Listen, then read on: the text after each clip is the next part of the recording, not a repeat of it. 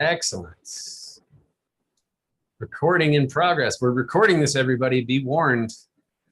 The Zoom police is making sure that you know that we are recording this webinar. And we're really glad that you're coming on in. We're going to let y'all settle and pour into our little room here. And see, we've got people pouring in. Over on Facebook, if you're on Facebook, hello, hello, hello, welcome.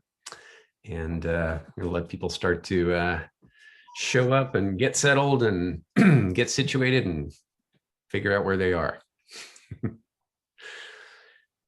The Where Am I meditation. Yes. What we're all doing. It's always a good one to come back to. Yeah, it sure is. I'm going to grab myself a little bit of tea. I'm going a little different today, Lee. We'll talk. Yeah, what are you doing? Just my tea style is a little different today. It's the season. I'm going to make some tea glass tea in a tea glass. Oh, hey, very traditional. You know, when I was in China, often in the parks after you do Qigong, you go sit in the tea bar, and they serve it in a big glass, like almost like beer mug. They just throw a bunch of leaves on the bottom, hot water on top, and then that's your tea morning drink. It's the beautiful thing about tea. Everybody thinks it's fancy, but it's just leaves on hot water. It's pretty straightforward. Yeah, it's pretty good. And then you know what they do? They have a guy who comes by and cleans your ears. That's always fascinating. He's got a tool belt with all kinds of gadgets on it, and you drink your tea, and this guy will clean your ears with all kinds of stuff. I chose not to because he had things that were like this long with all kinds of brushes and bristles, but he would go to town on people's ears while they had tea. So that's probably something most people didn't know about doing Qigong in the parks in China. I didn't expect you to say that. Your ears clean. It just popped into my mind. It's like having a shoe shine guy come around when you're all sitting in a station, except, you know, the other side of your body. Yeah, exactly. Maybe next time I'll do it. I'm not sure. You didn't do it? What? Oh my God. I didn't do it. I just, it was a little scary. I mean, he would put the thing in one ear and then it would start coming out the other ear. I was like, oh, no, I'm good. Hate it when that happens. Yeah, absolutely. Well, folks are pouring in and it looks like the numbers are settling a little bit. So hi, everybody. Welcome. So glad you could join us today. You are going to hang out with us for a little while here. We're going to do some tea with Lee. If you're over on Facebook, welcome. And if you're here in Zoom, welcome. If you're here in Zoom, please do jump into the chat. Set that little drop down above your message box to panelists and attendees. For some reason, we can't make it default to everybody talking to each other, which is kind of silly if you ask me, because that's what we want. We want you all to be able to see each other's messages and where you're all tuning in from. So please set that to panelists and attendees, and then let us know where you're tuning in from. I always love to see where folks are. Of course, Mr. Holden and I are both here in the Santa Cruz area. And you know what's weird today? We were filming some Qigong in the woods, and it's July, and it was raining. Yeah, it was raining here in Santa Cruz. That doesn't happen very often. I don't remember a summer rainy day in such a long time. So rainy, foggy. That was kind of cool. Yeah, we need it. Yeah, that's definitely a thing. The thing we're excited about when it happens these days, even if it's just a little. Yeah, I woke up to wet ground and was like, oh. All right. And then there's been a couple of little drizzles passing through. People are already throwing out their teas. We got somebody drinking a tea called Blended Brick in LA, which I think might be unblended brick, really. Foggy and drizzly Pacific Grove. Well, you've got the same weather we do, Linda, because you're just right down the street. South Florida, Southeast Alaska. Oh. Yeah. People coming in from mostly the US today, although Munich, Germany is representing Europe, holding down the European fort. And got a lot of folks in Canada, Ontario, Fair Oaks, Victoria.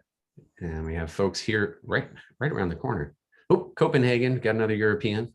Norway. All right, never mind. Wales, they're all pouring in now. They just got here early.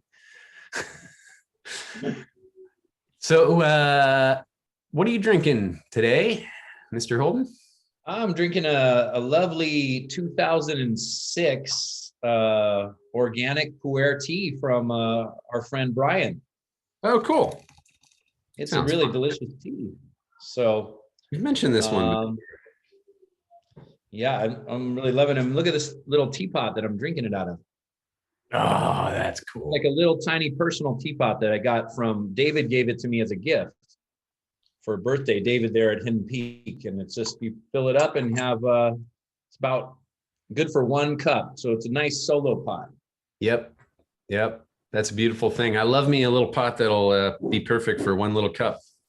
Yeah, it's so cool, huh? I always like to match. It's one of those things when you get into tea wares, which is a horrible habit, because then you need places to store them, and you have to take care of them, and you have to make sure that they don't get moldy, and then they're kind of costly. So you have to be It's just careful. a fun thing, right? It is. It's a fun, somewhat expensive habit. Yep. And I've never been much of a collector, but these I collect. Today though, I'm going tea glass style. So I just poured the water in this beautiful little tea glass, and it literally is a tea glass. This was once upon a time the pomegranate juice company used to put out tea and pomegranate in these glasses with a little snap-on lid. And that was a great era. So I'd buy like a black tea with pomegranate in it, and I loved it. But look at this beautiful tea. Look at the way there's a mist of dancing oils in there as they settle. And as we go through the session here, these leaves will settle down and start to kind of work their way down towards the bottom. And super fun to watch, especially when you pour the new water in. They dance in the glass. So it's a whole different style, and something I love to do once in a while. But if you hear me over here slurping and going, it's because the only strainer is your teeth, and you're going to get leaves in your mouth. So that's my story. Let's see what we got going on over here. Who else is drinking tea today? And if you are, what are you drinking? Let us know. Raspberry rooibos iced is good here in Arizona. Yeah, a lot of people are probably drinking iced tea in the Southwest right now. Earl Grey with a hint of cream and honey. It's a good way to do it. Although I always used to use milk with my black tea, not cream. Just small detail, but I just like milk better, I guess. Chaga mushroom tea, kombucha ginger tea, iced lemon ginger, builder's tea. Not familiar with that one. I think you mentioned it once. Trinity for the first time. Haven't tried it just yet. Hey, that's exciting. Just poured your first Trinity, and it's too hot to drink, I guess, or you're in the process. Let us know how you like it. Organic gunpowder green from Will. Green tea with mint and ginger from Flavia. Another Trinity, Marta.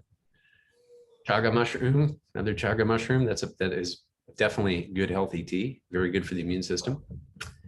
Assam cardamom. Oh, that's sounds delicious. Yeah. Pu'er tea, Tulsi green tea, lemon balm, Ayurvedic 5 herbs from Sri Lanka. 39.17 from Hidden Peak. Henry Cohen, that's an advanced tea. You got it. That's a kick your butt. I don't know if I've ever drank that tea. Yeah, you probably have. It's the big tocha that's it's a little young for a raw sheng, but they kind of accelerated it so it's drinkable. Nice. Yeah, it's pretty good. Well, folks, here's how we're going to do this today. Here's what is in store for you for the rest of our time together. First, we're going to get Lee. We're going to coax him into giving us a little settling in and becoming present thing to do with our tea and ourselves and each other. And then we're going to do Q&A. And the way that we're going to do this is in Zoom, there's an actual Q&A button. We're not going to pull them out of the chat, so don't put them in the chat, but there's a Q&A button. Use that, and that way we can actually make sense of them and get through them and tell who's about to answer what and how it's all going to work. Over in Facebook, though, if you're on Facebook and you're watching live, there is you certainly can come over to Zoom. Somebody will have posted the Zoom link on the comments. If you'd like, you can jump over, but you're certainly welcome to stay there. And if you do have questions from Facebook, you're welcome to put them in the comments. And our team will gather a few of those up and come over and ask a few of them on your behalf a little bit later. So if you have questions, now is a good time to just start loading them in there. Questions for Lee, questions about tea, questions for me, anything you got. In the meantime, Matt, no, we may have time later, Matt, for a person or maybe two to ask live, but if I wouldn't count on it. And certainly since you're in the subscription quite often, you'll have a chance to ask if you can come tomorrow. So in the meantime, Mr. Holden, what have you got in store for us today?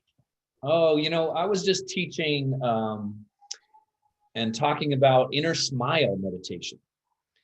And, it's a Taoist practice of smiling to oneself. I mean, this is a great practice. It's a little goofy. I mean, sometimes you feel when you start doing it at first, you just sit there and meditate and you get a big smile on your face. It's funny, but there's, 80 muscles in your face. As soon as you smile, you really do send a message to your nervous system to calm down and relax, transform stress. So it's a nice little practice with some very good research behind it now from the West.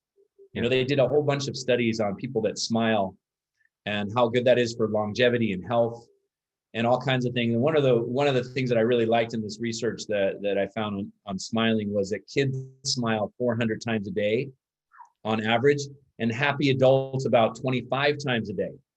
That's a big difference. So let's just take our cup of tea, bring it by our hearts. I want you to just get a big smile on your face just for a second. Just knowing that we're all doing this together makes me smile. And then just soften it into an inner smile, and you smile to your heart as an act of self-compassion. And this smiling to the heart creates an ease and a relaxation in your nervous system that creates and generates a healing effect in your mind-body system. So let's bring a smile into our hearts and a smile into the rest of our day and a smile into our tea session right now. Nice deep breath, and then let's smile to our tea and have a sip as we get started. Cheers to those things that make us smile. What made me smile today as I came back from doing a little Qigong in the woods, my daughter Kyla, who's 10, the baby sitting in her lap and the dog on the other side of her lap, all watching cartoons, just chilling. And the baby's just sitting there 7 months, just like, yeah, we're just hanging out with my big sister and my dog watching cartoons. That was a pretty funny scene. That's great. I love it. Beautiful thing. Fantastic. Yeah, Kyla is a riot. Absolutely. A funny one. Well, thanks for that, Lee. That was very delightful. And some of my tea is settled here. I smiled to it and it started to drop. So, coincidence. There we go. Look at that leaves dancing in that glass. I think that's why we do it. It's just pretty. Otherwise, why put up with all the slurping and spitting? So, Mr. Holden, it is time to set your blue field in the chat to panelists and attendees. Yeah, it's right above the message box, the field that you can set to panelists and attendees. Ben's tea reminds me of seaweed in the pond. Ah, yeah. No. There you go. I'm drinking seaweed in the pond. You didn't know that, Lee. So we got a bunch of questions starting to pour in, and okay. We will be, we'll be jumping into those in a moment. And Lee, do you have the Q&A open? I got it. Why don't I start with one that's relevant?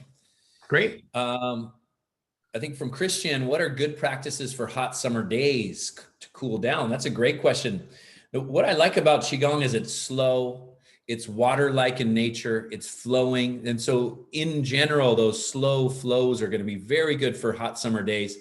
you know, it's still exercise, it's still movement, but now that all that heat sometimes creates agitation. But if we start to flow, we actually use the heat and the warmth of the environment to move it through our bodies, to release tension, to dilate our energy channels, to lubricate the joints.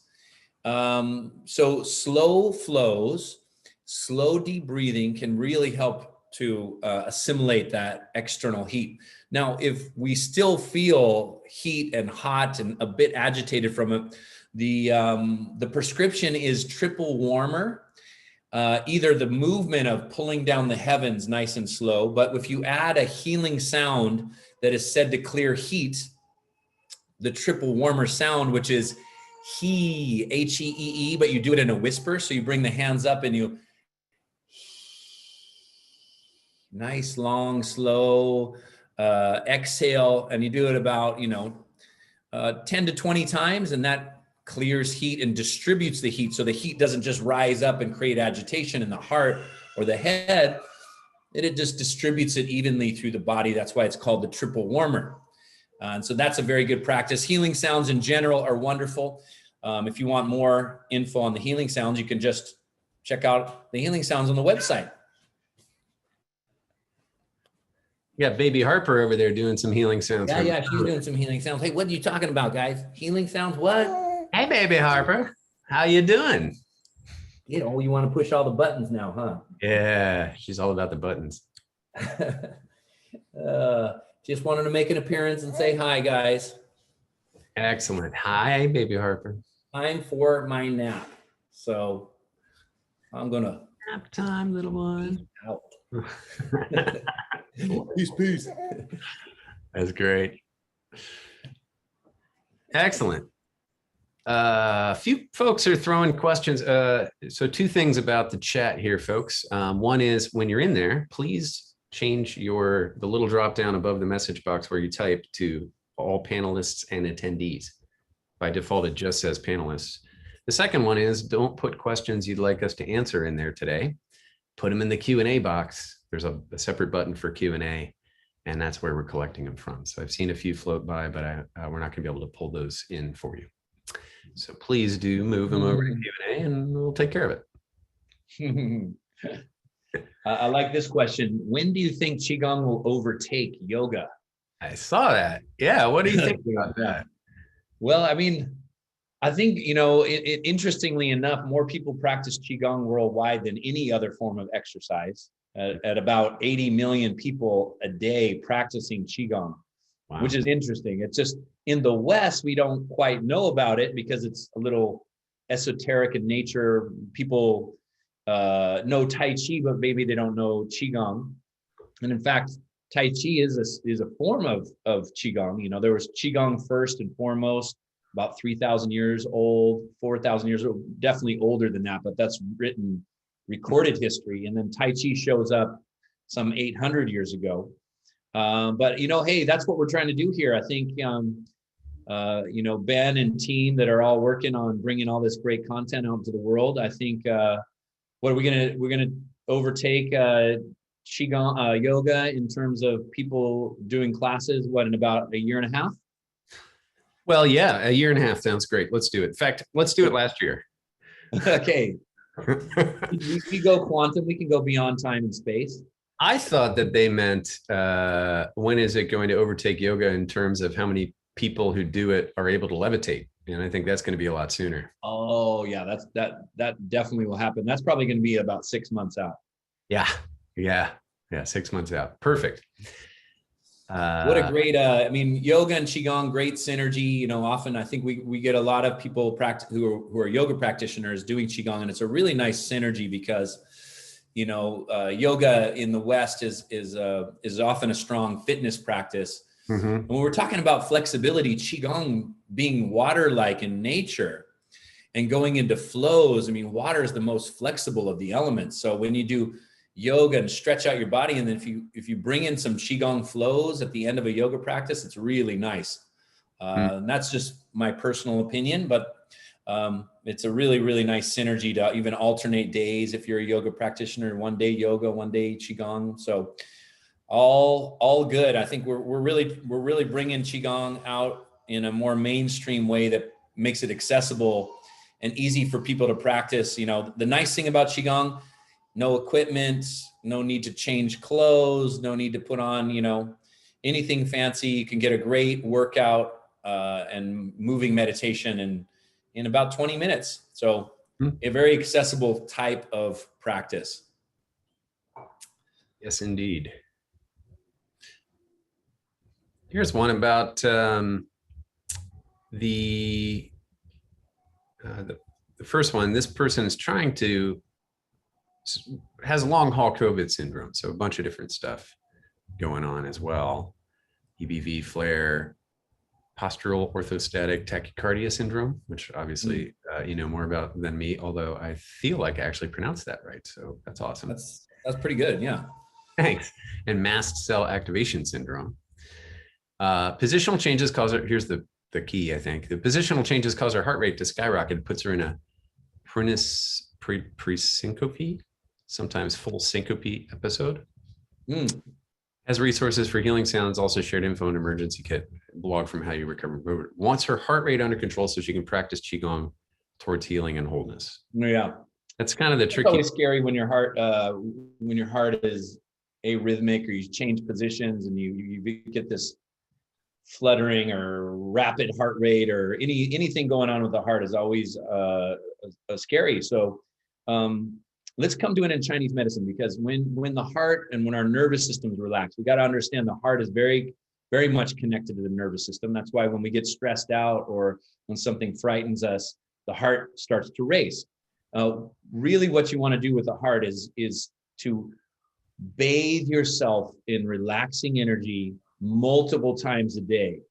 Heart health has to do with sleep. We want to really focus on good sleep hygiene, get good rest, low caffeine. You probably know all these things, but what I'm going to recommend is our Qigong for healthy hearts and Qigong for anxiety. Those two really emphasize the fire element and focus on calming the heart and the heart's energy. So those would be great. If you wanted to add something to it, I would say healing sounds. Maybe you're doing healing sounds. I don't know, but spend a little time with the heart healing sound. Do it, multiple times. 20 times as a meditation with the heart healing sound will really, really help as well. Yep, that's great. Yeah, and I think sort of working into some of those routines, right? So if it's difficult to get up, your heart freaks out, or you're having a little bit of a hard time. One of the things people do sometimes is do it mentally. So if you get a little overwhelmed, you need to stop. You can still follow along and imagine yourself doing it while the video is continuing on. And that can be really powerful, because your body still gets, your energy, you're still moving the energy in those ways, just without quite as much of the physical help. Yeah, that's a great trick when you just can't do the whole thing yet. Why do I lose my balance after I close my eyes while doing Qigong?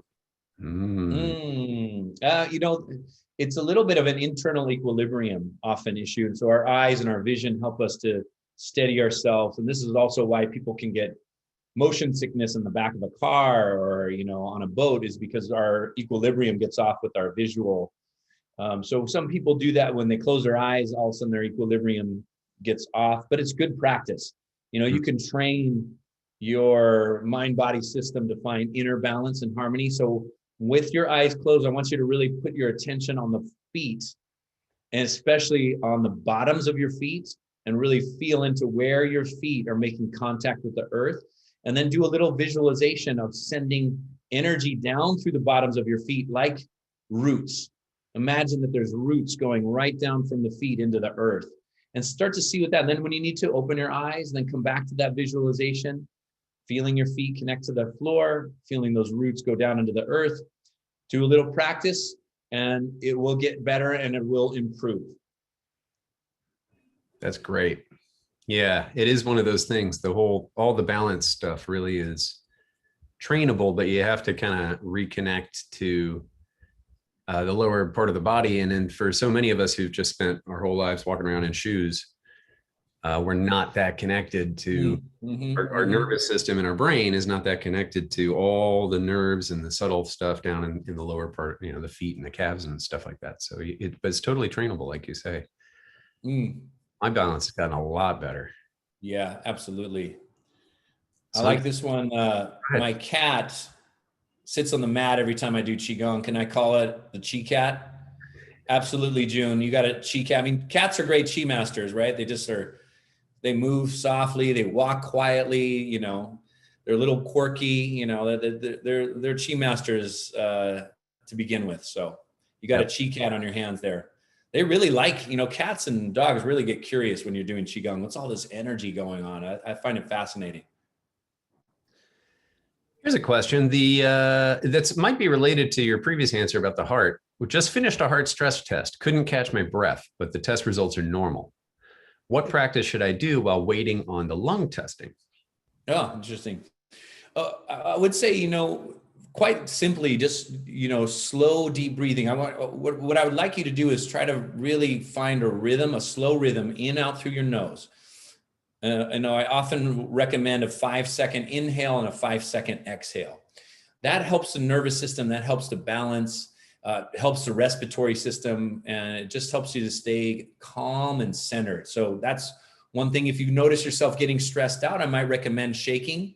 If you can stand up and do, 2-3 minutes of shaking, that might look a little weird in the waiting room, but, just get everybody to join in with you. I promise they'll feel better. And, you might get some new, Qi folks. Yep. But that reminds me, one time I went to the Bay Area Pain and Wellness Center. I was going to go talk to one of the pain doctors there. And as I came in, on the big screen TV was me doing Qigong on one of the DVDs. And the receptionist said, I just put this on because nobody ever complains. Nobody does it. They just sit there and watch, but nobody ever complains about how long they're waiting when I put on your Qigong DVD. And I was like, okay, cool. Qigong for doctor office waiting rooms. That's great. Could be a new thing. Yeah. That might be how we get this whole practice to really take off. That's right. Yeah. The doctors will be like, well, if it works that well in my waiting room, maybe I should prescribe it. Hey, well, I'll just recommend it. But then speaking of recommendations for this person, Qigong for a healthy heart, Qigong for better breathing. Alternate those two workouts and routines, and that'll really help that whole connection between heart and lungs. Yeah. It's interesting. So they did a heart stress test, which ended up normal, but it still seems like that it's that combination, right? Because really the whole thing about the lungs are connected to the heart's pumping all the oxygen. It's this whole process. And so that interconnection is very important. Yeah. And when it, the heart and lungs might be absolutely normal, but you might be holding a lot of internalized stress. And when you're stressed out, what happens is anxiety very much looks like shortness of breath or heart issues or lung issues, but it really is just a mental emotional thing. And a lot of people are feeling stressed out. A lot of people are feeling like it's a heart or a lung issue when it's really a stress related issue. And that is normal. And stress related anxiety is very scary. It's very real. And a lot of people are going through it. What's some of the best things to do for stress? Your Qigong practice. Really lean into your Qigong practice because it really will help to transform stress into vitality, helps you get you back to balance, into relaxation. Then your heart and your lungs start to relax because chronic stress puts too much cortisol and adrenaline into the system. And then our hearts are always in danger mode. So the root cause can often be mental, emotional stress. Excellent. Well, thank you for that. Here's a tea question from Matt. What types of tea do you recommend?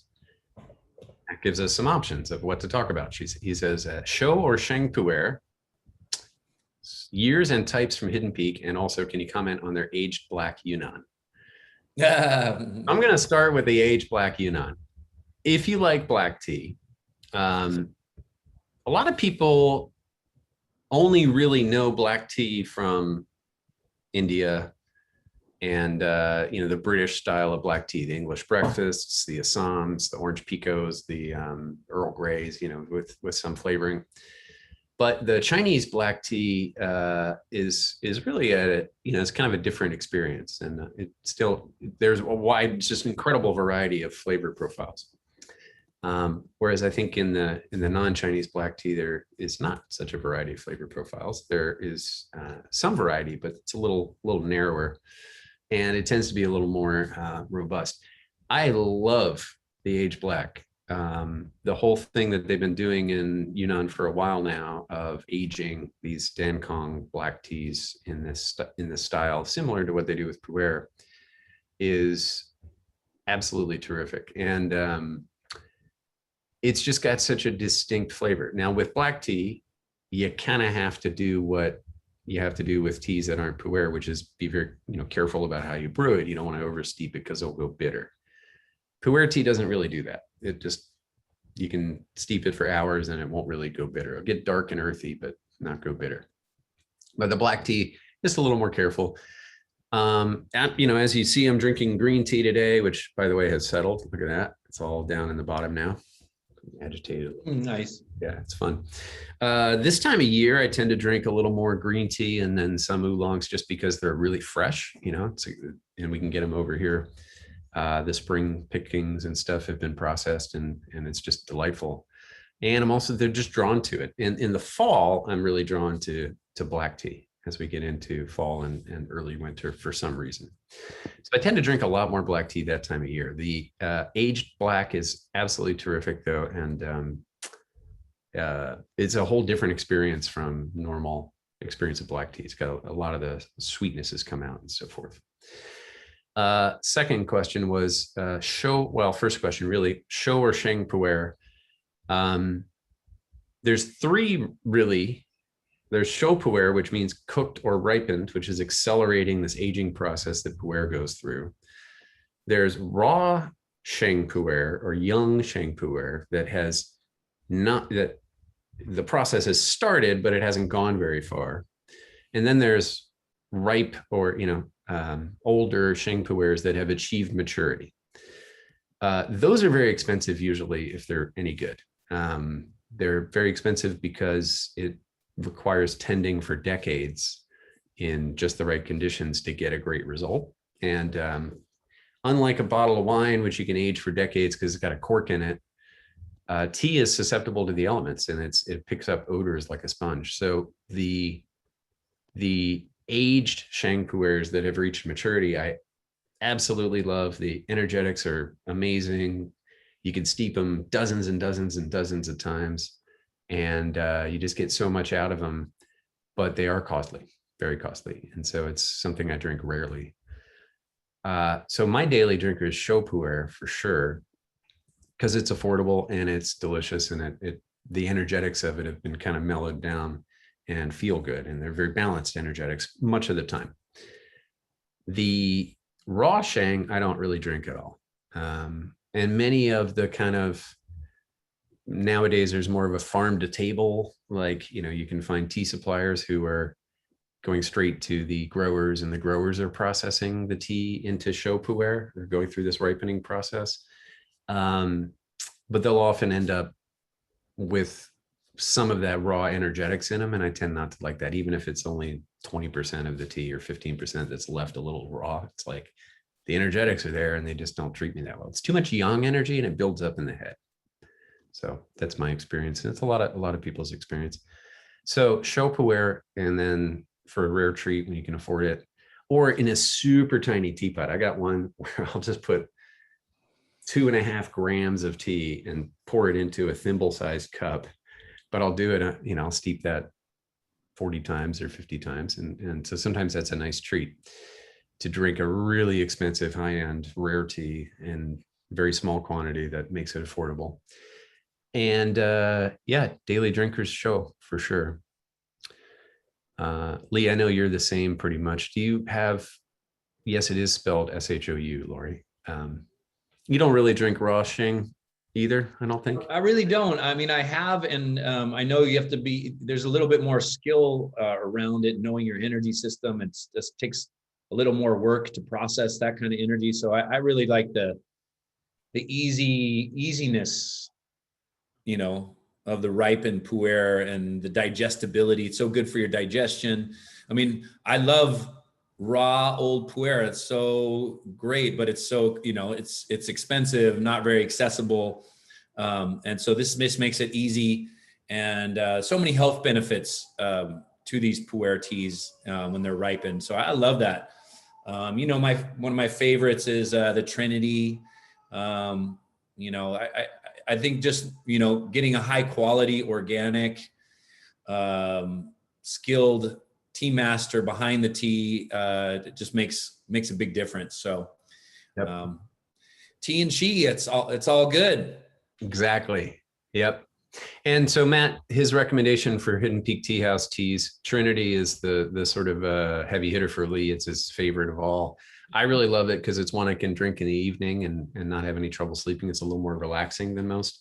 But to be honest with you, any of the show pu'ers from Hidden Peak I drink them all, and I kind of alternate them, and I drink them at different times for different reasons. They all have different energetics. They all have different flavors.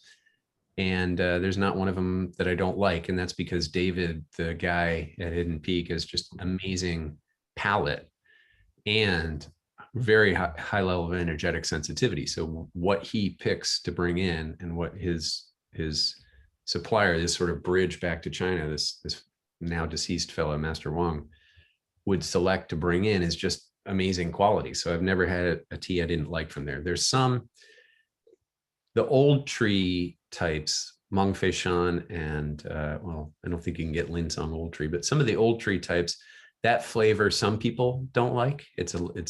I love it, but it's a little distinctive. So I guess that's sort of like the flavor profile that might be in show pu'er. That's a little bit like cilantro. Like, you love it or you hate it.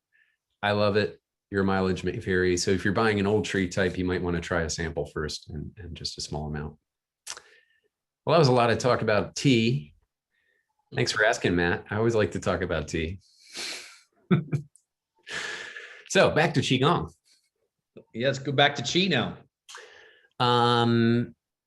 So this one actually is something that I find interesting. And I think, as we've talked about healing sounds a lot, Sandra is asking about the efficacy of doing healing sounds silently in your mind.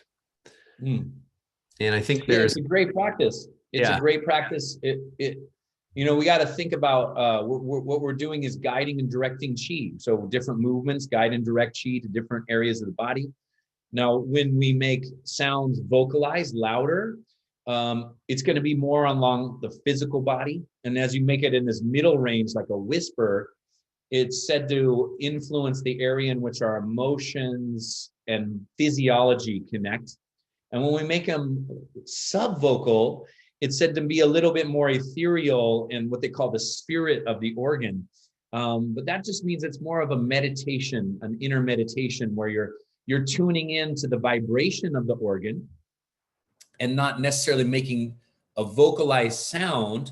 So it's a little bit more meditative. It's a little bit more energetic in nature, a little bit more mind or Shen.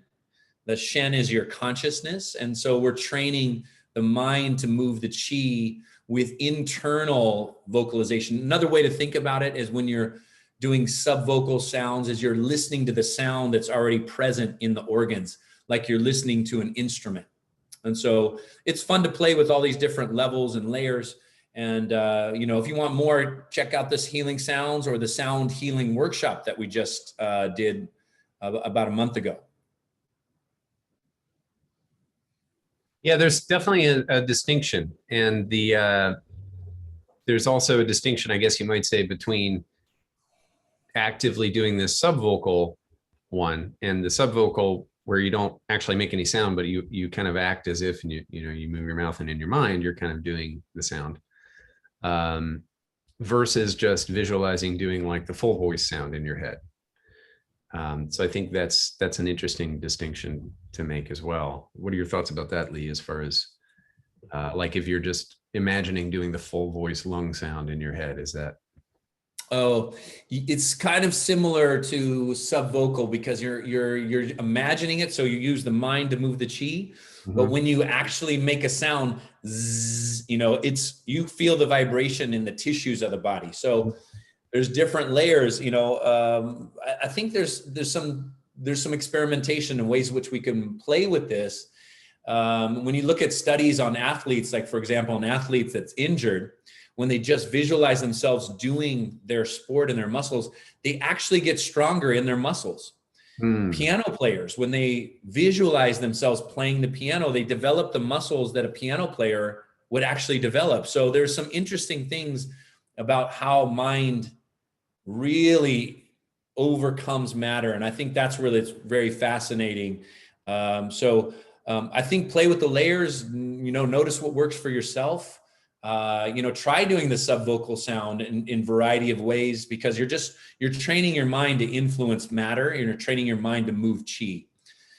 When you're doing the sounds, vocalize, you're really working matter to matter, your vocal sounds, your breath, your vibration in the body is happening. So it's a little bit more matter to matter as you're making those sounds. But then when we relax and meditate into the organs, again, we're working with the mind. So lots of different ways to do it. No right or wrong. I think it's just a matter of preference, where you are in your life, who's maybe sleeping next to you. If you're doing healing sounds at nighttime and somebody's asleep next to you, great practice is to do them subvocal so that you're not disturbing your partner. You don't want anybody sending you negative energy as you're doing your spiritual practice. Mm-hmm. Yep.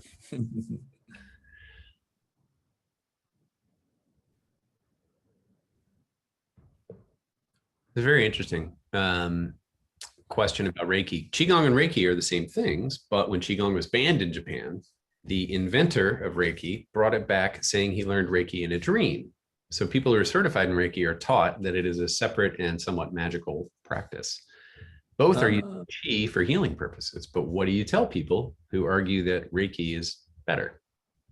That's funny. There's really no better. It's interesting because we're working with energy, and there's lots of different terms for energy. So Qi, Chinese, Qi, Reiki, Japanese, Aikido. Qi is right in there. That Qi means is energy. How do you say Qigong in Japanese? Kiko. So same, as they often say in Asia, especially Thailand, same, different. It's like a different style of Qigong. Reiki is very much about working on somebody else. There are Reiki moves to work on yourself, but there's a lot of the practice is working on somebody else. The influence and the majority of Qigong practice is you working on you. So a self-healing practice is very high-level medicine in that you are influencing your own energy. You're developing a relational energy with the divine, with the universe, with nature. As opposed to Reiki, I'm going to be working on you. Reiki also, there's hand postures. There's special symbols that you do with the hand that often will look like Qigong, but it's less full body, I would say less exercise oriented, less flows, but there is energy work in Reiki. The energy work is often done first on the practitioner, and then the practitioner doing energy work on somebody else. So both practices are working with energy. The methodologies are different, and there's some cultural influences in both that really give a little context, a little, that dyes the practice with a certain nuance. I didn't know that about Reiki, that the Qigong was banned in Japan, but that makes sense that it was banned at certain periods of time when there was war between China and Japan. So then they had to say, well, let's take this practice. There's universal truths to these practices. So whether you call it Qigong or Reiki or anything else, there's universal truths and patterns of energy that they flow. And as people get quiet and listen to the universe and tune into energy, these kinds of movements start to develop, whether you're in Tibet, whether it's Native American, Hawaiian, they just manifest as different things based on culture, based on that individual. So fascinating study. And thanks for sharing that knowledge. Yeah, that's very interesting. The other piece of that puzzle from my background is just sort of recognizing that as you say, it's all Qi, but the revelatory nature of the way that Reiki was explained as a dream and so forth.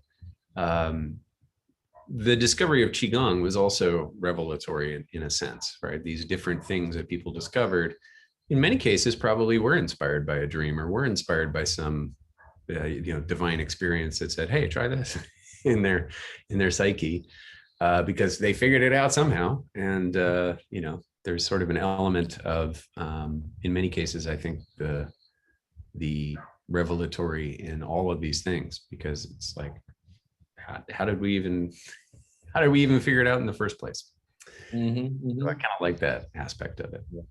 That's cool. You know, what happens when you get real still, or if you're out in nature and just being very present without any rush or hurry, these movements start to move through you. And in essence, what happens is that nature is the teacher. And you look at the river and you start to let your body move like a river or a tree. And then all of a sudden, you, by just tuning into the energy, your arm starts to be pulled into movements rather than you pushing energy through a movement. And it's a very interesting distinction between being led into the movement and initiating movement. So there was a style of Qigong that was called spontaneous Qigong, where the teacher doesn't teach you anything. You just hold a posture and let movements emerge. And some of the stories were that the shamans of ancient times would invoke forces and then their bodies would move. You know, the African shamans, the Native American shamans, all had movement practices.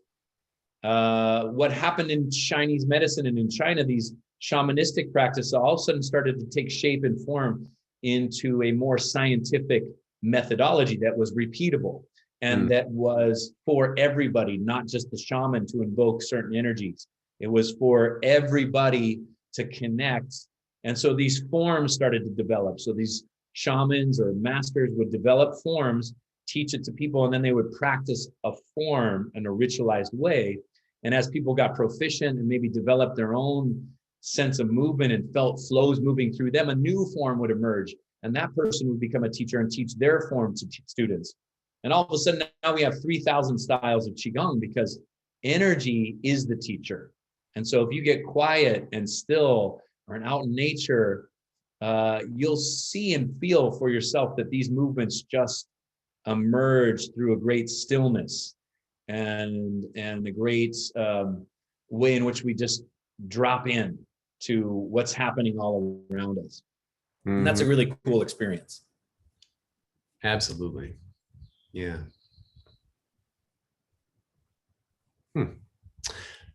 There's actually a little sequence of TCM oriented questions that I think we'll jump into. Somebody's saying that they know traditional Chinese medicine doesn't recommends not drinking cold liquids, but when it's so hot, they're having a hard time adhering to that recommendation. What do you say about that?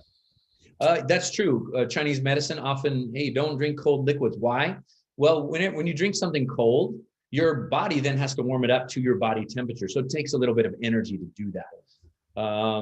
So that's one reason. Now, this is especially true with people with spleen Qi deficiency, compromised digestive energy. So if, some of these recommendations also are for specific body types.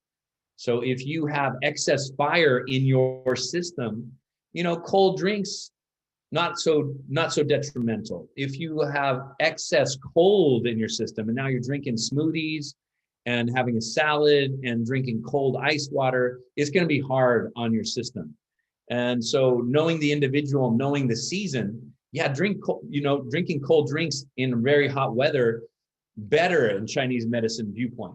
So, I might suggest, hey, if it's real hot outside and it feels good for you to drink a cold drink and your digestion's strong, no problem. And different Chinese medicine doctors will recommend different things. Some Chinese medicine doctors will say, hey, never drink cold. Others will say, hey, when it's hot out, no problem, as long as your digestion isn't compromised. So there's my 2 cents on the cold liquids. If you are doing it when it's hot out, do you recommend not doing it with a meal? that's a good idea not to do it. Drinking a lot of water with the meal often will dilute your digestive enzymes. One thing I recommend, drink a big glass of water, room temperature, about 20 minutes before a meal. And that's really good hydration practice, because then your body the hydration just goes straight in. You're nourished. Then when you have a meal, it's better to drink something warm like tea. That's something that you sip on. So that might be a nice recommendation for folks. Cool. The other thing I'll say is that, Mary Rose, is that I drink hot liquids on a cold day. I mean, on a hot day. And it actually, I think, makes me feel cooler on the outside.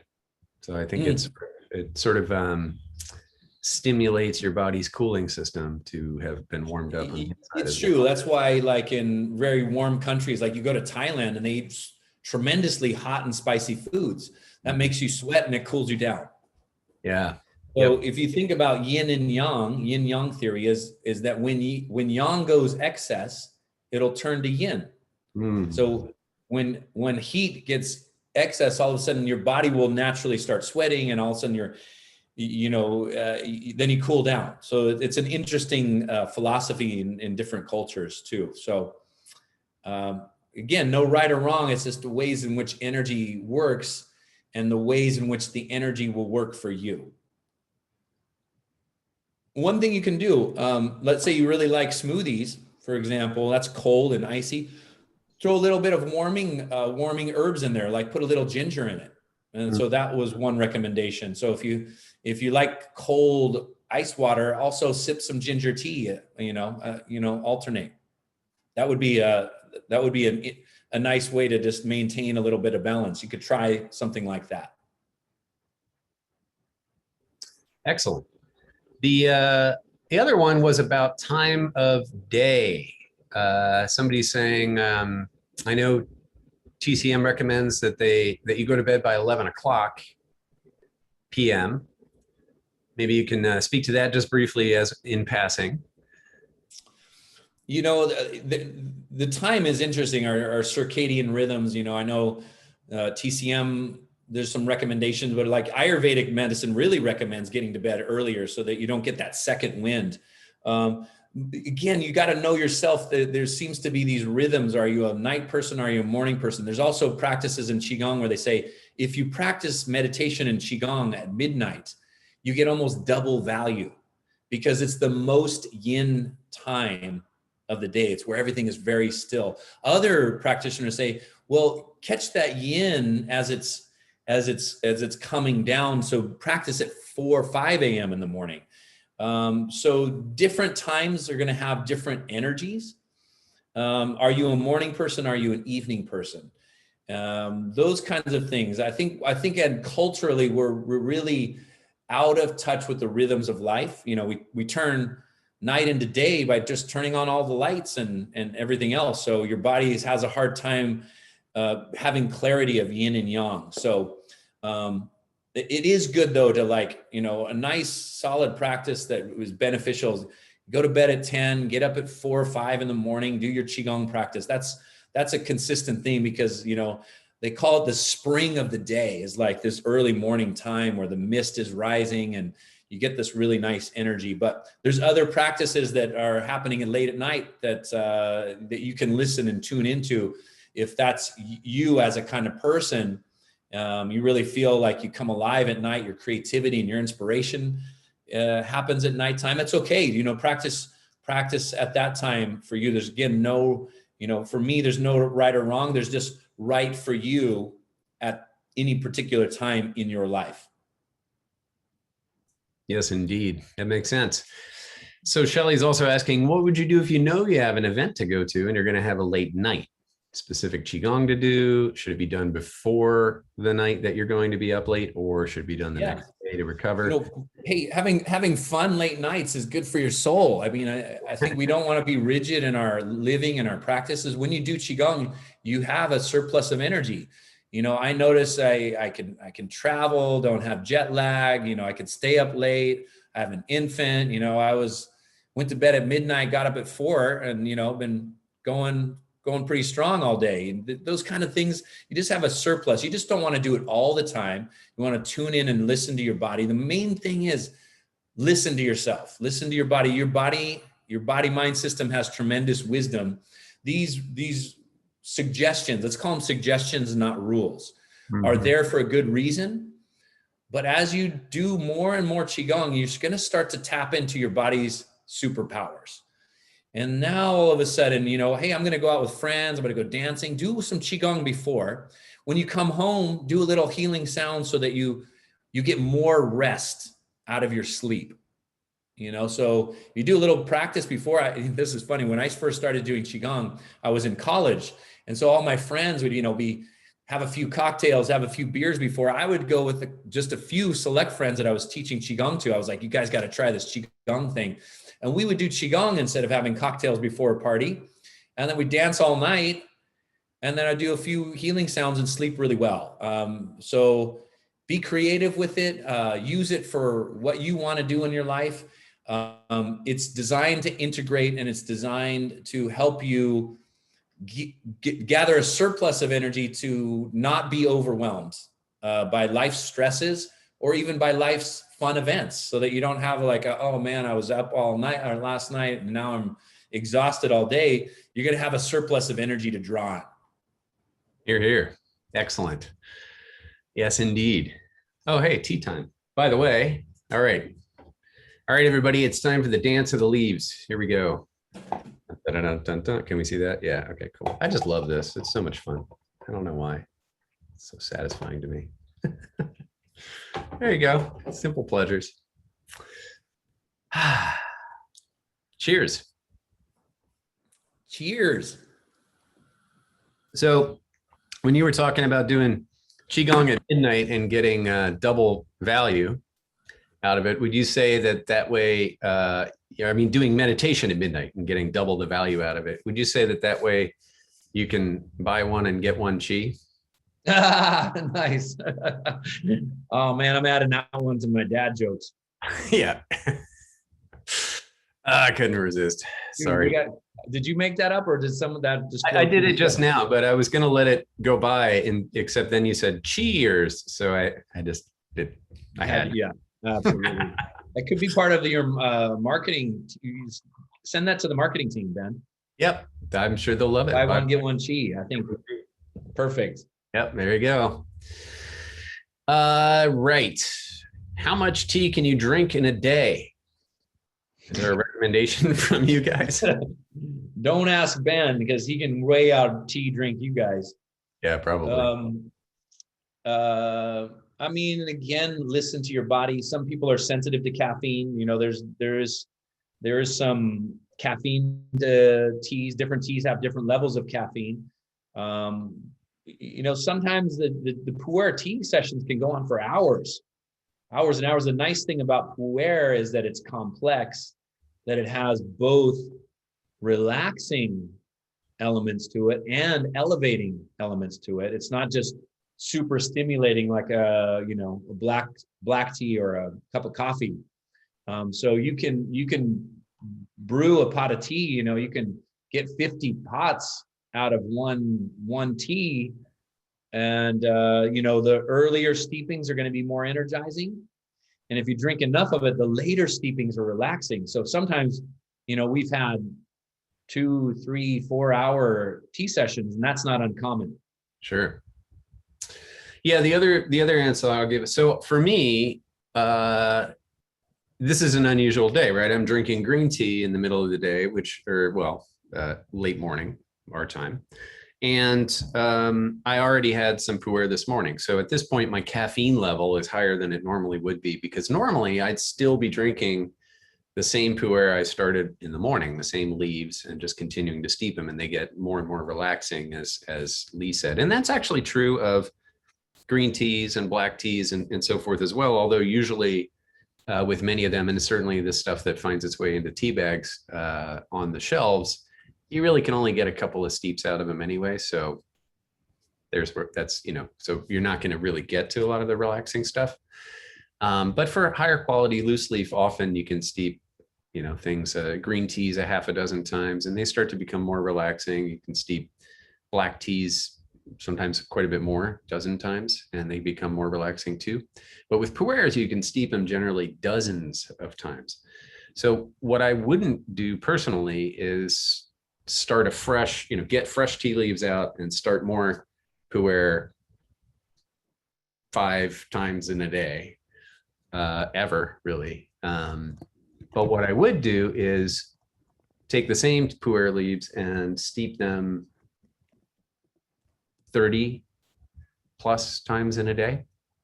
So I usually drink about 2 liters worth of, I usually put about 2 liters or a little more worth of water through my tea leaves in a day, with no ill effects, because these are very clean teas. They're the caffeine, reduces. You get very, very relaxing over time. So as you get into evening, it's a very relaxing tea if you've steeped it enough times. Stella's asking, would you steep the same pu'er tea into the next day? Absolutely, yeah. Especially with these older Sheng pu'ers, if you do have a special occasion. We drank some human brick a while ago. I drank that tea for about a week every day. I would never let it go more than about 24 hours without pouring boiling water in there and kind of letting it do its thing. It gets lighter and lighter and less stimulating, but it's very, that later steep energy of a really great pu'er is just a delightful thing. Very relaxing, very, very opening. And it's just sort of more ephemeral and ethereal, which I love. So there you have it. If you're drinking, I guess the other question would be, how much liquid can you take, right? So if you're not drinking tons and tons of caffeine because you're kind of drinking one batch of caffeine and then it's getting more and more relaxing, then the question really becomes how much liquid is healthy for you. And it becomes more and more hydrating as it gets less caffeinated. So I think everybody's a little different, but I drink a lot of liquid usually in a day. It's a cool question. How much tea can you drink in a day? I like it. Yeah, so that thing of drinking it or steeping it again tomorrow. Paul is asking a similar question. Can I use Trinity tea for a couple of cups and leave them sit for a couple of hours, use them again? Absolutely, for many hours. If they hang out for a couple of days, they're getting funky. Stuff's growing in there, a little mold. It depends on the weather conditions if they dry out at all. But I would say that the playing it safe recommendation would be sure to pass some boiling water through it every 12 hours. If it's been 24 hours, I'll still just, give it a quick rinse of boiling water, just immediately pour it off. Maybe don't drink that one and then start steeping it as normal. If it's only been a couple hours, I'll just carry on. So throughout the day, if I go run errands, I go do this, I come back, my pot of tea has been here for 5 hours on its own. I don't think twice about it. I just pour boiling water in and drink it. I love all the tea questions today. This is fun. The other thing that's been coming up a bit, there are several variants of the question, is how to explain Qigong to other people. So I'll read you a couple of variants here. One is Elisa saying, when I try and explain what Qigong is doing to people who don't know about it, I compare Qi to making your lymphatic system start to flow more effectively. Another one is saying, where did it go? How do you explain what Qi is and how Qigong embraces it as a whole? So there've been a couple other questions about just how to talk about Qigong. And so I guess, the question Lisa's asking is, do you think this lymphatic system flowing more effectively is a good metaphor? But then also just in an open-ended way, well, how do you explain it to people? I mean, that is a fine metaphor. And yes, that's definitely something that happens. It might just not be compelling enough for people to go, ooh, I want to do that. Gets my lymphatic system flowing. So you got to know your audience. One good answer, and it's very simple, and it seems to resonate with a lot of people. Qigong is a practice of less stress, more energy. And that really comes home to what people are needing. So because they don't know Qigong, you might lean into some of the benefits of it that really speak to that person. Less stress, more energy. What does that mean? Well, it gets you out of pain. It clears tension and tightness. Those are all manifestations of stress. So Qigong's a practice that, clears stress, clears tension out of the muscles, and it gives you energy. I mean, I always ask you, hey, do you want more energy? I mean, it's a little bit like asking people if they want money. Hey, you want a little more free money? Sure. Okay. You want more energy? Absolutely. Qigong helps you to deliver energy. People, even if they don't know what Qi is or don't believe in, I had some person say, I don't believe in Qi. And I said, well, how's your energy? And they say, oh, it's pretty good. And so they intuitively answer the question of how's your energy?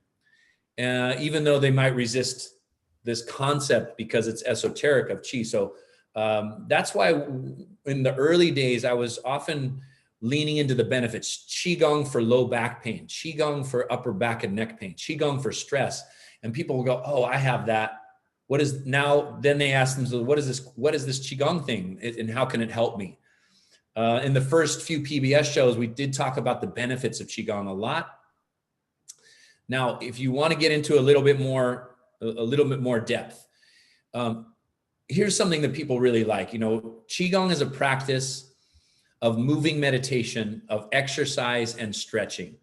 And, sometimes you can ask people, do you have time to go to the gym, a yoga class, and a meditation in one day? Not always, but if you do 20, 30 minutes of Qigong, you get all of that in one practice, and it's combined in a very unique way that delivers so many benefits.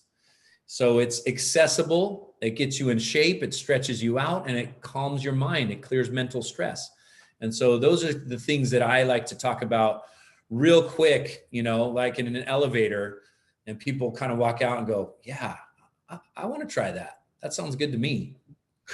What do you think, Ben? Sounds good to me too. I'll take it. Less stress. Maybe I should do this as a profession or something. Yeah. I'd invest in that.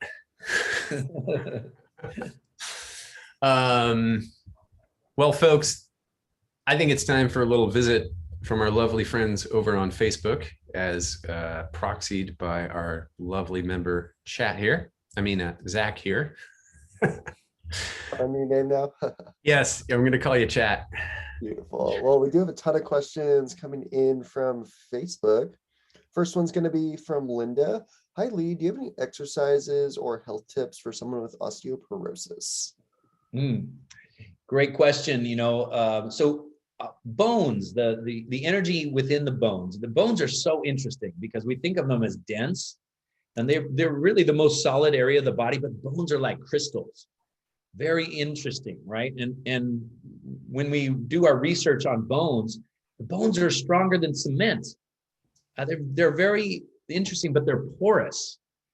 And so what also happens in the bones? Well, your blood is made in the bones. Blood cells, red blood cells, white blood cells. So it has to do with your immune system and your cardiovascular system. So very important energy system. And in fact, there's an ancient Qigong practice called bone marrow washing. And we go through that practice in Qigong for bones. It's one of our, one of our programs in the healing series. And you can find it on the website. And it's part of the water element. Why is it part of the water element? Well, bones are the deepest area in your body. And what does water do? It always goes to the deepest areas. And so if you work on the kidneys and the water element, that strengthens the bones. And there's a very specific bone breathing and bone strengthening set of exercises to prevent osteoporosis and to even treat and strengthen the bones. So I recommend checking that routine out and, doing it a few times a week and really supplementing and supporting your bone and bone density. Wonderful. And Marla's curious what you can do with Qigong to help her out with eyes and eye health overall. Eyes. Okay, now we're going to go to the liver and the wood element. So each element will have a sensory organ and an area or a system of influence. Like we just talked about the kidneys and the bones. Well, the sense organ of the kidneys is the ears.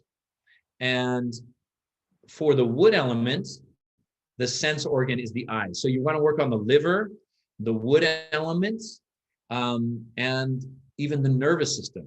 You can do a lot of different, very local thing, acupressure around the eyes. You could do flows like the liver flow to the eyes. So I might recommend the 5-element energy flow and spend a little extra time on that wood element or on the liver. Beautiful. And John's curious what he can do for low back issues like sciatica and others of the sort. Okay. Low back. What's right there at the low back? Your kidneys. So again, we're back to the water element and the kidneys. Supplementing and strengthening the kidney energy helps, especially low back and knees. For a more in-depth exercise and workout and explanation, we did a whole 3-hour workshop on the low back. And this, low back is tricky because we want to strengthen the core. We want to stretch the lines of tension like the hamstrings, and we want to supplement and support the kidney energy. And so in the workshop, we do the combination of all of that. And often with low back issues, that's what it takes to really create that healing effect in chronic lower back issues. Wonderful. And George is wondering what Qi Gong routines are recommended for a prolapsed bladder for someone who is very senior with reduced mobility.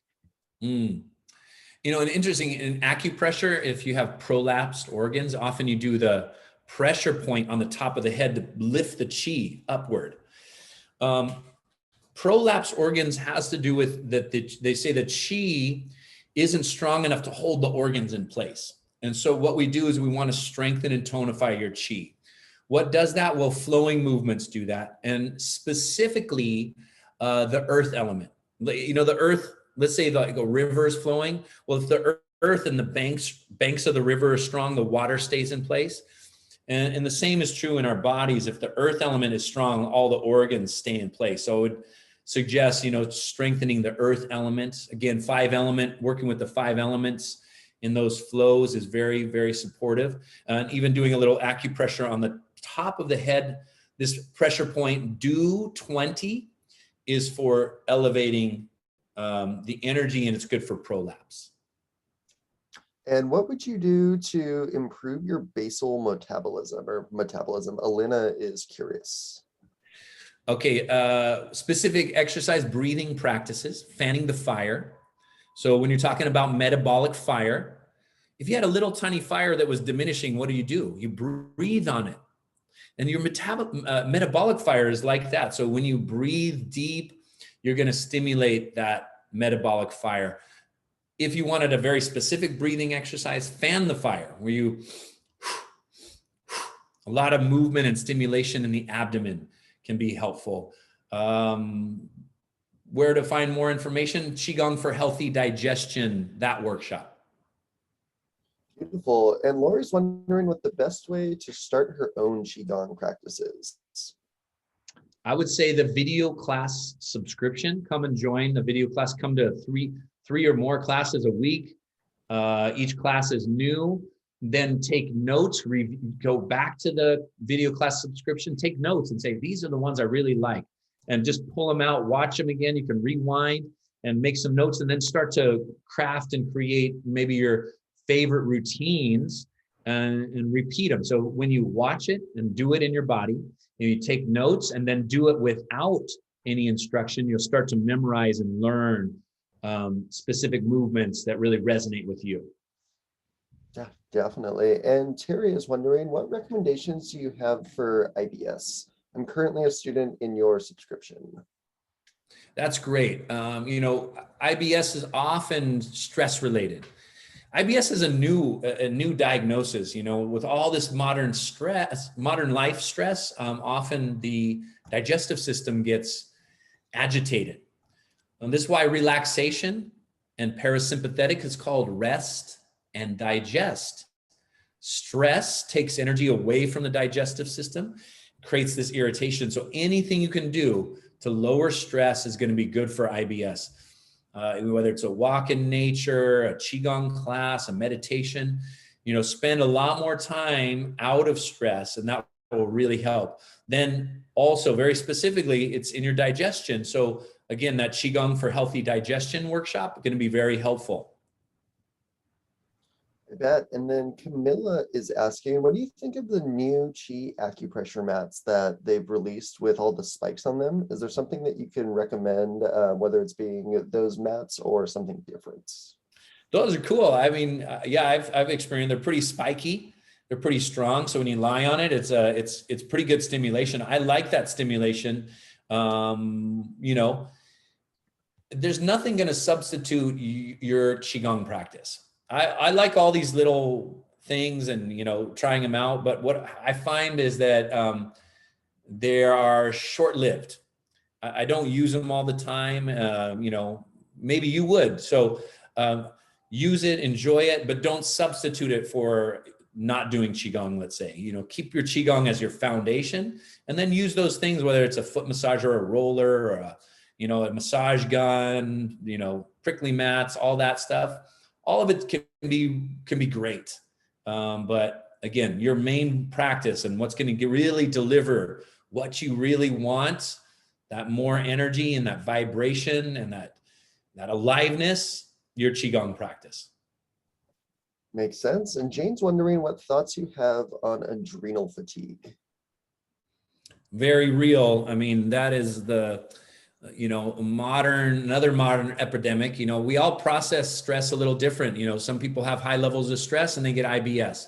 Some people have high levels of stress, they get adrenal fatigue. Now, adrenal fatigue, this is kidneys, right? Your adrenal glands are right on top of your kidneys, but it's the yang of the kidneys.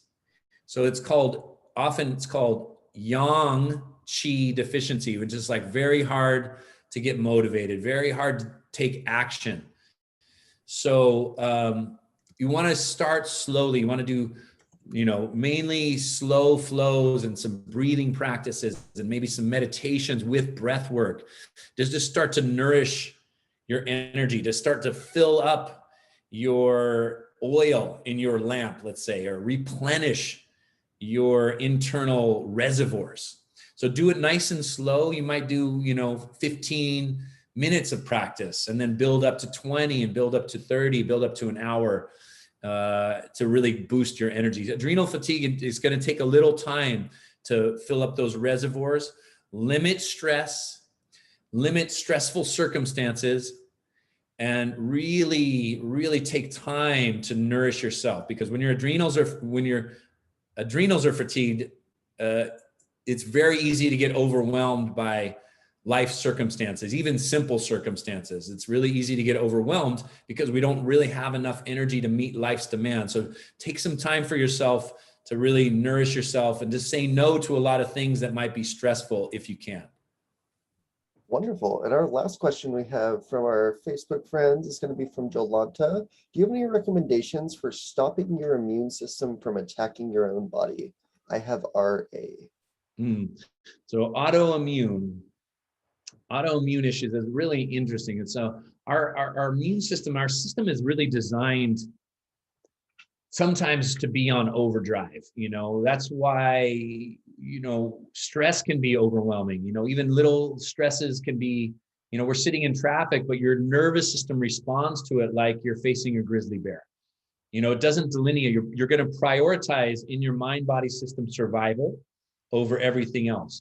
And so we often, with stress, we get this heightened energy system alertness. And so your body can start to attack itself. So again, first thing, clear stress so that your body is very calm.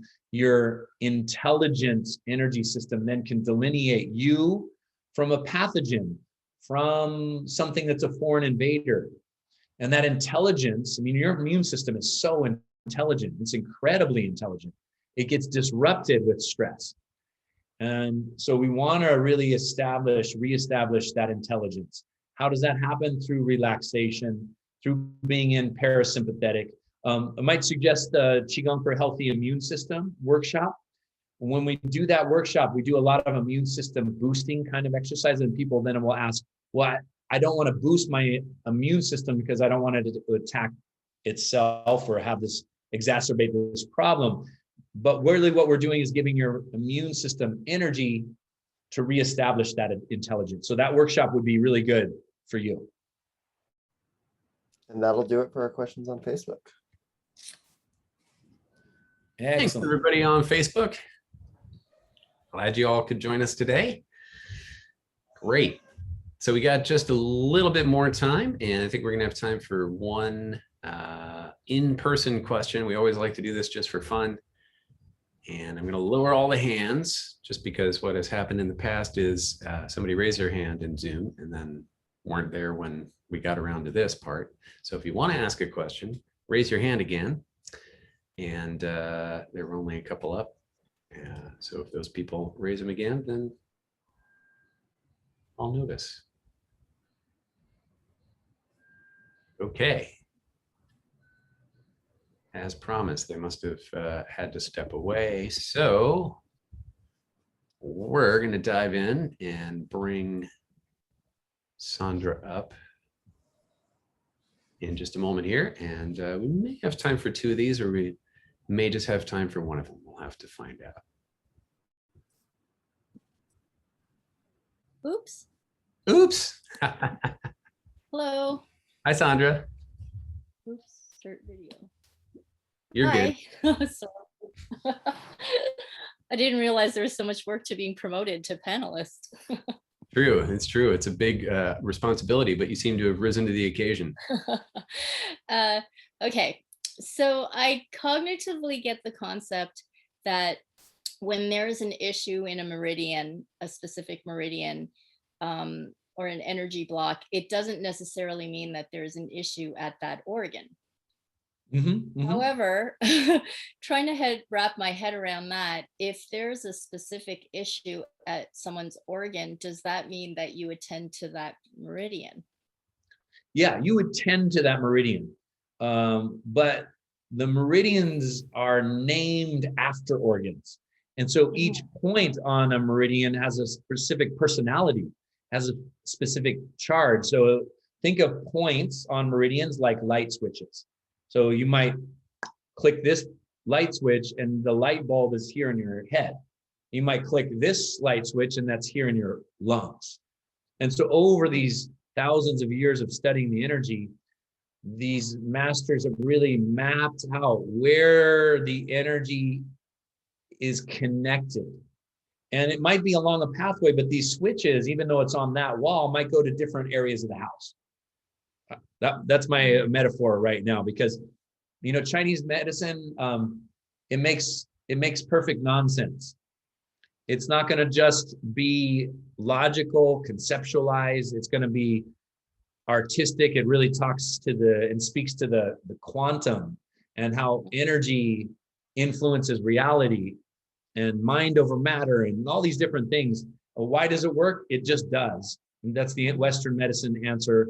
We don't know why it works. We know that it does work, but we can't really conceptualize it. And what else is like that? Well, life is like that. So it's very interesting that there's a medicine that really resonates with how life is, that we can't just put it into a box. It's more complex than we can understand and conceptualize, but we can experience it. We can experience it for ourselves. You know, when people come in for acupuncture and you do the points, and they go, wow, that really worked. How did that work? You know, it's like, we don't really know. It just does, you know, or your physiology is like that. How does placebo work? We don't really know. It does though. So that's the mystery and the magic of this medicine.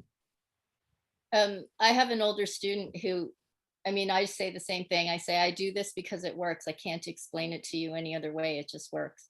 And I have a retired physics professor and he just shakes his head at me. And I said, you know, but there's been a whole rising in the last 10 years, I would say, of people trying to explain it with either quantum physics or the fascia or does any of that hold?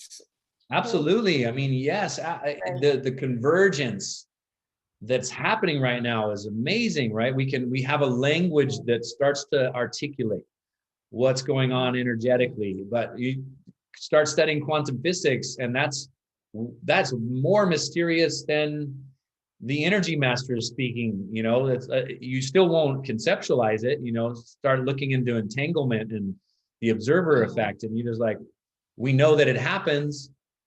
Why does it happen? We don't know. Right. So I think that's very, very interesting. Yeah, and fascia, and there's more skin conductivity over acupuncture points than other areas of the body. So we're starting to see, oh yeah, Western thought and science is starting to speak to this mystery, starting to confirm what ancient masters have said. There's a convergence of it, even though we can't fully explain exactly what's going on any more than we could 1,000 years ago. We try to develop a language. You know, in Zen, they say it's the finger pointing at the moon, but don't mistake the finger for the moon, right? Or like as Bruce Lee said, or you're going to miss all the heavenly glory. We get stuck in our heads. You miss the actual experience of it. And it's not to conceptualize it, but it is to get skillful at working with this energy through experience in a way that is going to mystify you. So do you find with Qigong now, or the Qi practices with the Western application of these researching, is it taking away from that mysticism of how? No, it's really works? it's really adding to it, adding another layer of complexity to it. You know, I had some of the privilege to interview like Dan Siegel, who's a neuroscientist and a quantum physicist. And, you know, we just talked about energy, and I was like, Dan, you know what? You are way more mystical than a lot of the interviews I did with Qigong masters. I mean, he's just talking about energy. He said, you know what? Energy, there's no such thing as energy, Lee. There's only descriptions of energy. We can only have examples of energy. I was like, oh, okay. There's no such thing as energy? What do you mean? Okay, well, an example of energy is gravity. Gravity is something we can't explain. An example of energy is electromagnetism. Oh, okay. An example of energy is the strong and the weak force and the electrons. But there's no such thing as just energy. And he just said, there's no such thing as mammal. There's only a description, or there's an example of a mammal, like an elephant or a dog, but there is no, and so he was describing this in the same way as energy. So I find it fascinating to talk to quantum physicists, scientists, holistic doctors, because it's all converging, you know, and the key is make it practical, because we all intuitively know what energy is. Make it simple, make it usable, and, you know, go into the complexity of it in your mind, and look at both East and West and Ayurveda and Native Americans and Chinese medicine, but then come back to the simplicity of just do it, practice it, and feel it come from a felt sense in your body. Yeah. Instead of just a theoretical sense in your mind. Is so enticing to get lost in the mind, whether it's concepts, you know, education or whatnot, but get it in your body, because there's an intelligence in your body that will go beyond what can be conceptualized. Excellent. The other Excellent. Great question. When I talk to the people who are in that science realm, there's sort of two categories, right? There's the people like Dan Siegel, who are neuroscientists who've studied all this stuff to the point where, I mean, their curiosity and their recognition that science is a process that's fairly young and doesn't have all the answers, versus those who are kind of like bigots because, oh, well, science doesn't show. It's like, well, yeah, but it wasn't that long ago. Science couldn't measure what's in an atom, and science didn't know what was in a cell, and science I mean, there's so much stuff that we just didn't have the apparatus to measure until very recently, and increasingly so, right? So it's like, whoa. And so then now that, as you know, Lee indicated, all these acupressure points have different electrical impedance. We can measure that now. Wasn't that long ago we couldn't. Sounded like hoo hockey to people who are science bigots. But a lot of other scientists are like, yeah, who knows, man? Sure seems to work. Well, maybe we'll find out how it works someday.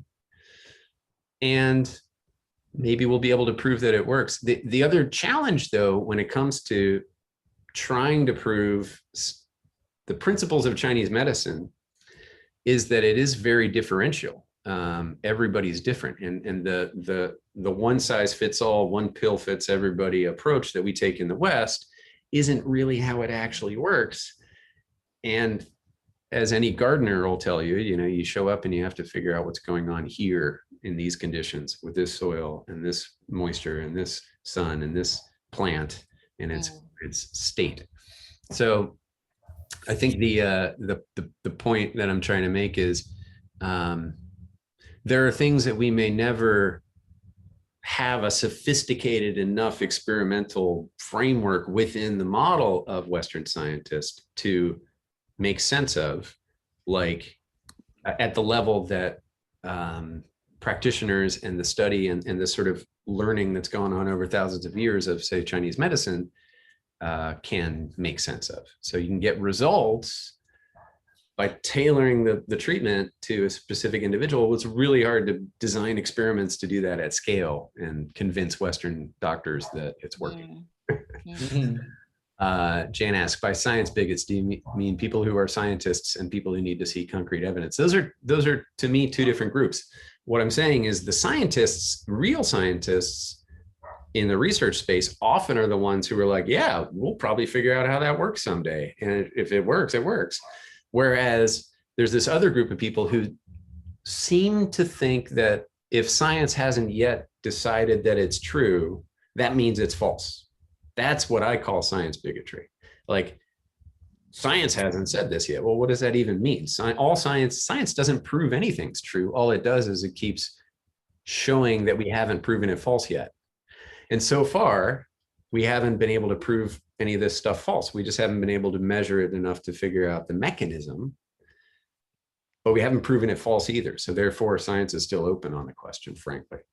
But many people think, well, science hasn't proven that's true, which is complete misunderstanding how science works in the experimental method, and therefore it must be false. And it's like, no, that's like, so science bigots usually are not actual research scientists, the people I'm referring to as science bigots, Jan. So anyway, that's my little rant about science. And what, you know, the reason I got into this, one of the reasons is that my father died of cancer a few years ago and never did anything his doctor didn't tell him to. Wouldn't do Qigong, wouldn't go to the acupuncturist, lived on cans of Ensure instead of all the herbal nutrition and these other green drinks and things we were trying to give him. Just wouldn't do it because his doctor wouldn't say to do it. And it was the saddest thing to watch, because I knew from all the experience and the people in our community who've had amazing results recovering from chemo, recovering from radiation treatment, you know, doing the Western stuff, but maintaining their vigor and health. Just to watch him refuse to do any of that, or just not be willing, was the saddest thing. So to me, this sea change in getting this stuff out into the world in such a way that people do accept it, so that there is a shift in how doctors approach these things, is vital. And it's really a huge part of the reason why I'm here doing this with Lee all these years. So anyway, that's why I have plenty to rant about when it comes to the question of. Anyway, thanks for asking. It comes back to it all makes perfect nonsense. I'll drink to that. Yeah. Cheers, everybody. We ran over thanks to Sandra's probing questions and stimulating, amazing discussion. Thank you. Good to see you, Sandra. Thank Thanks you. all. And You know, keep just gonna smiling, right? That's how we started. keep smiling. Thanks, everybody, for joining us today. We are going to call it a day. And for those of you who are going to join us tomorrow morning for the video class subscription, we'll see you then. For the rest of you, we'll see you here and there on the internet and or on the next Tea with Lee. Hope you had a great time today. See you soon, and keep that smile flowing. Bye all.